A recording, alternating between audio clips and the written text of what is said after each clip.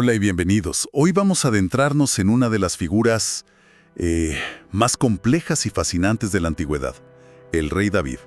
Y lo haremos a través del segundo libro de Samuel. Porque solemos tener esta imagen, ¿no?, del joven pastor que vence a Goliat. Pero estos textos nos pintan un retrato mucho más profundo. Muchísimo más. Vemos al líder, al poeta, pero también al pecador, a un hombre lleno de contradicciones. Justo. Y por eso nuestra misión de hoy es explorar tres tensiones que lo definen. Primero, su humanidad, con sus errores catastróficos. Claro. Segundo, su papel como rey pastor, como guía de su pueblo. Y tercero, esa lucha constante en su vida entre, digamos, la gracia y el juicio. Y es clave lo que dices, porque esto no es una biografía para idealizar a un héroe. Para nada. Es un retrato increíblemente crudo del poder, de la fe y de la fragilidad humana. La historia de David es la de cómo se forja una nación, no a través de un líder perfecto, sino de uno profundamente imperfecto. De acuerdo. Pues, a ver, empecemos por ahí, por esa humanidad tan cruda. El primer momento que nos muestran los textos ya es bastante desconcertante. Sí. Acaba de morir Saúl, el rey que lo persiguió por años, y un joven llega al campamento de David. Y llega con una noticia bomba. Totalmente. Dice que encontró a Saúl herido y que a petición del propio rey lo mató. Y como prueba, le entrega la corona y el brazalete. Políticamente, este es el momento que David había estado esperando. Sin duda, su mayor rival, el hombre que intentó asesinarlo tantas veces, está muerto. El camino al trono está despejado. Uno esperaría una celebración, ¿no? O al menos, no sé, un suspiro de alivio. Claro. Pero lo que ocurre es todo lo contrario. La reacción de David es de un dolor visceral. El texto dice que se rasgó la ropa de la pura angustia. Él y sus hombres lloran y ayunan. Y no solo por Jonatán, su mejor amigo, sino también por Saúl. Por su perseguidor. Exacto.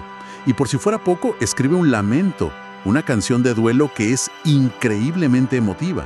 ¿Cómo han caído los valientes? Y de Jonatán dice algo como: tu amor fue para mí más maravilloso que el amor de las mujeres. Es un duelo genuino por su enemigo. ¿Cómo se explica eso? Es que, fíjate, lo fascinante aquí es que David es capaz de separar al hombre del conflicto político. No ve la muerte de un rival, sino la caída de la gloria de Israel y la pérdida de un amigo al que amaba profundamente. Claro. Su humanidad se revela en esa capacidad de sentir un dolor auténtico, incluso por la persona que lo obligó a vivir como un fugitivo. Esto nos dice, desde el capítulo 1, que estamos ante un personaje de una complejidad emocional enorme. Es que es un contraste brutal, porque esa misma humanidad, esa capacidad de sentir tan intensamente, es lo que lo lleva a su momento más oscuro. Uf, sin duda. La historia da un giro terrible. El ejército de Israel está en guerra, pero el texto nos da un detalle que parece menor, pero es clave. David se quedó en Jerusalén. Y este es el principio del problema. El rey no está donde debería estar. No está con sus hombres. Exacto. Ese ocio, esa autocomplacencia, lo coloca en una posición de enorme vulnerabilidad moral. Totalmente. Desde la azotea del palacio, ve a una mujer muy hermosa bañándose. Pregunta quién es. Y le dicen que es Betsabé, la esposa de Urías, uno de sus soldados más leales. Y la siguiente línea es de una frialdad absoluta. Envió David mensajeros y la tomó. Punto. ¡Terrible! Se acuesta con ella y bueno, Betsabé queda embarazada. Y aquí empieza una conspiración que se va enredando cada vez más. Su primer instinto es ocultarlo. Llama a Urías del frente, lo agasaja y lo envía a casa. Con la esperanza de que duerma con su esposa y que el embarazo parezca legítimo, claro. Pero es aquí donde la historia nos presenta un contraste moral devastador. Es que el personaje de Urías es increíble. Se niega a ir a su casa. Le dice a David algo como: mis compañeros, mi general, incluso el arca del pacto, están durmiendo en el campo y yo voy a ir a mi casa a comer, a beber y a dormir con mi mujer. Se rehúsa. Es un hombre de una lealtad y un honor intachables. Lo cual, irónicamente, sella su destino. Exacto. La integridad de Urías expone la falta de integridad de David. Y al ver que su plan no funciona, la frustración de David lo lleva, a la peor decisión de su vida. Escribe una carta para su general, Joab, y la envía con el propio Urías. La orden es escalofriante. Es terrible. Pongan a Urías al frente, en lo más duro de la batalla, y luego retírense para que lo hieran y muera. Envía la sentencia de muerte en manos de la propia víctima. Es de una frialdad que hiela la sangre. Hay que detenerse a pensar en la escalada de esto, ¿no? No fue un error impulsivo. Para nada. Comienza con la lujuria, se convierte en adulterio, escala a engaño y culmina en un asesinato por delegación fríamente calculado. El poder absoluto que le permite tener lo que quiere, también le permite destruir a quien se interponga. Es humanidad en la faceta más corrupta y egoísta. Exacto. Y sin embargo, esa misma capacidad para el sentimiento profundo la volvemos a ver, años después, a través de su propio dolor. A pesar de la traición, de la guerra civil que ha desatado su hijo, el amor de padre se impone al juicio del rey. Quiere la victoria, pero no a costa de la vida de su hijo. Sí. Pero su general, Joab, que es un hombre mucho más pragmático, lo desobedece. Y brutal. Y brutal, encuentra a Absalón atrapado en un árbol y lo mata. Cuando le llevan la noticia a David, no hay celebración. Nada. El reino está a salvo, pero a él no le importa. Se derrumba. Su lamento es de lo más crudo que se ha escrito. Hijo mío, Absalón. Hijo mío, Absalón. Ojalá hubiera muerto yo en tu lugar. Es que su dolor es tan inmenso que transforma la victoria militar en un día de luto para todo el país. Si conectamos estos tres momentos, el duelo por Saúl, El pecado atroz con Betsabé y el lamento desgarrador por Absalón, obtenemos el retrato completo. es un hombre gobernado por pasiones que lo desbordan. Su capacidad para el amor, la lealtad, el duelo, es tan profunda como su capacidad para el egoísmo, la manipulación y la crueldad. Es esta humanidad sin filtros, con sus luces y sus sombras, lo que hace su historia tan perdurable. Y esa humanidad, con sus fallos, tiene un impacto directo en cómo gobierna. Lo que nos lleva a la segunda gran idea, el rey como pastor. Ujú. Cuando las tribus de Israel lo ungen como rey, le recuerdan una promesa divina con una frase muy específica. Tú apacentarás a mi pueblo Israel. Y esa metáfora implica muchísimo. Un pastor no solo manda, protege, provee, guía, busca a la oveja perdida. Es liderazgo como servicio. Y al principio vemos a David cumplir ese rol de forma espectacular. Por ejemplo, en su primera gran movida, conquista Jerusalén. Una ciudad neutral. Exacto. Y la convierte en la capital, uniendo a las tribus que llevaban años divididas. Es una jugada maestra. Y no solo une políticamente, también espiritualmente.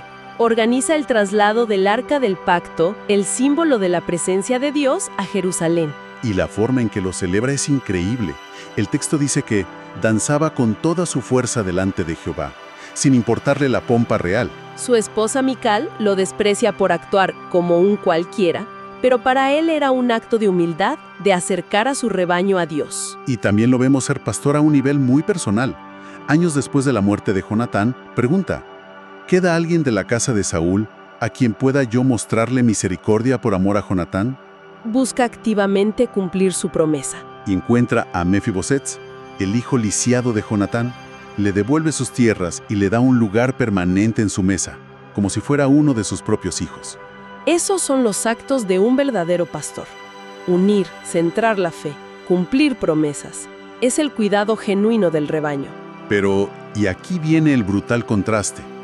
Sus fallos como pastor son igual de grandes. O peores. Después de su pecado con Betsabé, el profeta Natán le dice, la espada no se apartará jamás de tu casa.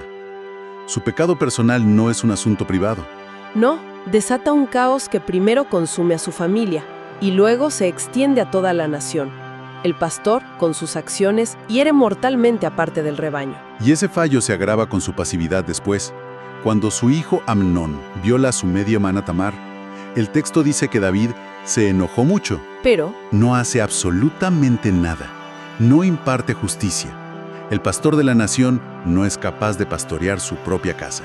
Es quizás su momento más débil como líder. totalmente. Y esa inacción es la semilla de la catástrofe. Absalón, al ver que su padre no hace nada, toma la justicia por su propia mano. Asesina a Amnón. Y ese resentimiento acumulado lo lleva, años después, a rebelarse, dividiendo el reino y arrastrando al pueblo a una sangrienta guerra civil. El fracaso del pastor en su propia casa casi destruye a todo el rebaño. Es que la metáfora del pastor termina siendo una espada de doble filo. Implica un honor inmenso, pero también una responsabilidad absoluta. Los éxitos de David unieron a la nación. Sus fracasos personales casi la aniquilan. La narrativa deja muy claro que el bienestar del rebaño está íntimamente ligado a la integridad del pastor. Y esa idea, que las acciones tienen consecuencias, nos lleva de lleno a la tercera tensión, la dinámica constante entre la gracia y el juicio. Es curioso porque al inicio de su reinado, David se presenta como un agente de juicio implacable. Sí, no tiene ninguna piedad con quienes, según él, han violado la justicia divina. Por ejemplo, a la malecita que le trae la noticia de la muerte de Saúl, en lugar de agradecerle, lo ejecuta en el acto. Y lo acusa con sus propias palabras. Exacto. Tu propia boca confesó contra ti. Y hace lo mismo con los asesinos de Isboset, el hijo de Saúl. Llegan esperando una recompensa y David los ejecuta. Él se ve como el brazo de la justicia. Sí, no actúa por conveniencia política, sino en nombre de un principio superior. El juicio no es negociable. Y esto es fundamental porque prepara el escenario para el momento en que ese mismo estándar de justicia se vuelve contra él. Que es la confrontación con el profeta Natán, una de las escenas más potentes de toda la narrativa. Es el punto de inflexión de su vida y de su reinado. Natán llega y en lugar de acusarlo directamente, le cuenta una parábola. Le habla de un hombre rico y un hombre pobre que solo tenía una corderita. A la que quería como a una hija. Y el rico, para dar de comer a una visita, le roba y mata la única corderita del pobre. La reacción de David es inmediata. Se enfurece, su sentido de la justicia explota y declara: quien hizo eso merece la muerte. Y ahí es donde cae en la trampa. Natán lo ha llevado exactamente a donde quería. Entonces Natán pronuncia esas palabras que deben haber resonado como un trueno. Tú eres aquel hombre. La confrontación es total. Le echa en cara su pecado con Betsabé y Urías, y le anuncia el juicio divino. La violencia nunca se irá de su casa, y el hijo que tuvo con Betsabé morirá. Y aquí vemos algo crucial en David. Podría haberse defendido, podría haber ejecutado a Natán. Es el rey, tiene el poder. Pero no lo hace, no pone excusas. Su confesión es inmediata, corta y absoluta. Pequé contra Jehová. Y justo en ese momento de reconocimiento total, la gracia entra en escena. ¿Sí? Natán le responde: Jehová ha perdonado tu pecado, no morirás. Y aquí está la tensión en su máxima expresión. Es que el juicio es real. Sus consecuencias, la muerte del niño, la rebelión de Absalón, lo perseguirán el resto de su vida. Totalmente. Pero la gracia también es real. Su vida es perdonada, su reinado continúa. Vive para siempre en ese espacio intermedio, perdonado, pero cargando con las cicatrices. Ese es el corazón de todo el relato. La gracia no es una amnesia divina que borra lo que pasó. No anula las consecuencias, pero sí ofrece un camino para seguir adelante. Y esta dinámica lo acompaña hasta el final. En el último capítulo, ya en su vejez, David comete otro error. Ordena un censo militar. Un acto de orgullo de empezar a confiar más en la fuerza de sus ejércitos que en Dios. Y esto desata un nuevo juicio. Se le ofrecen 3 castigos a elegir: hambre, huir de sus enemigos o 3 días de peste sobre el pueblo. Y su elección revela muchísimo de lo que ha aprendido. Dice: prefiero caer en manos de Jehová, porque sus misericordias son muchas, antes que caer en manos de hombres. Elige la peste. Sí. Pero cuando ve al ángel destructor avanzando sobre Jerusalén, su instinto de pastor resurge. Intercede por el pueblo y grita: fui yo quien pecó. ¿Qué han hecho estas ovejas? Castígame a mí. Asume toda la responsabilidad. Es el ciclo completo una vez más. Un acto de orgullo que lleva a un juicio. Un arrepentimiento genuino que apela a la misericordia. Y finalmente un acto de adoración que trae la restauración. Se le ordena construir un altar. El dueño se lo quiere regalar, pero David se niega con una frase célebre: no ofreceré a Jehová mi Dios holocaustos que no me cuesten nada. Compra el terreno, ofrece sacrificios y la plaga se detiene. La gracia, aunque costosa, tiene la última palabra. Entonces, si miramos el cuadro completo, lo que estos textos nos dejan no es la historia de un superhéroe de la fe. Para nada. Es el retrato de un hombre tremendamente complejo en su humanidad, un líder que luchó con la inmensa responsabilidad de ser un pastor y una persona que vivió bajo la pesada realidad de que cada acción tiene consecuencias. Pero que incluso en el fondo del pozo siempre existe la posibilidad del perdón. Exactamente. La fuerza de esta narrativa no está en presentar un modelo perfecto a imitar, sino en ofrecer un espejo. Un espejo, me gusta eso. Sí, un espejo que refleja las complejidades del liderazgo, el terrible impacto de las decisiones personales y esa difícil, a veces dolorosa, coexistencia entre una justicia que parece implacable y una misericordia que a menudo se siente inmerecida. Y eso, creo, nos deja con una pregunta para seguir pensando. Si la historia de un líder tan fundamental y ungido como David está marcada por este ciclo tan dramático de fracaso, juicio y gracia, ¿qué nos dice eso sobre las expectativas que podemos tener de nuestros líderes? Y, quizá más importante, de nosotros mismos. Dele like y suscríbase si le ha gustado. Comente amén si desea más videos así.